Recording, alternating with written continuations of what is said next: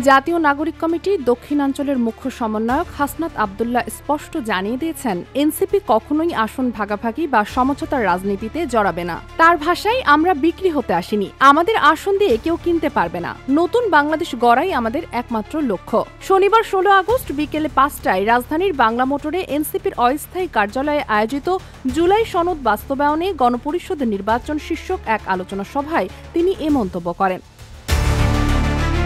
হাসনাত আব্দুল্লাহ বলেন, আমরা বিএনপি বা অন্য কোনো দলের সঙ্গে আসন সমঝোতায় যাব না। জনগণের সামনে একটি বিকল্প শক্তি হিসাবে দাঁড়াতে চাই। প্রশাসন নির্ভর বা মধ্যরাতের নির্বাচন আর দেখতে চায় না, বরং আসন ভাগাভাগির নির্বাচন তো মধ্যরাতের ভোটের চেয়েও ভয়াবহ হতে পারে। নির্বাচন ব্যবস্থার নিয়ম পরিবর্তনের প্রয়োজনীয়তার কথা উল্লেখ করে তিনি বলেন, রুলস অব গেমস না বদলালে নির্বাচন হবে না। আমরা দেখছি প্রশাসন আম্পায়ারের ভূমিকায় না থেকে খেলোয়াড় হয়ে উঠতে চাইছে। এবার সেই নিয়ম বদলাতে হবে। রেফারি তার জায়গায় থাকবে, খেলোয়াড়ের জায়গায়। প্রশাসনকে নিরপেক্ষ থাকতে হবে।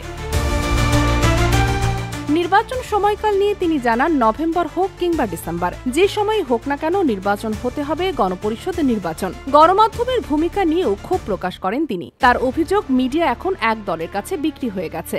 এমনকি সচিবালয়ের অনেক কর্মকর্তা অফিস শেষে গুলশান বা পল্টনে গিয়ে লাইন ধরেন। এটা জাতীয়তাবাদী রাজনীতির জন্য দুর্ভাগ্যজনক। আলোচনা সভায় আরও বক্তব্য রাখেন এনসিপির সদস্য সচিব আখতার হোসেন, মুখ্য সংগঠক নাসির উদ্দিন পাটোয়ারি, যুগ্ম সদস্য সচিব জহুরুল ইসলাম, আরিফ সোহেল ও ফরিদুল হক। Sheikh Masuma, Daily Our, Bangladesh.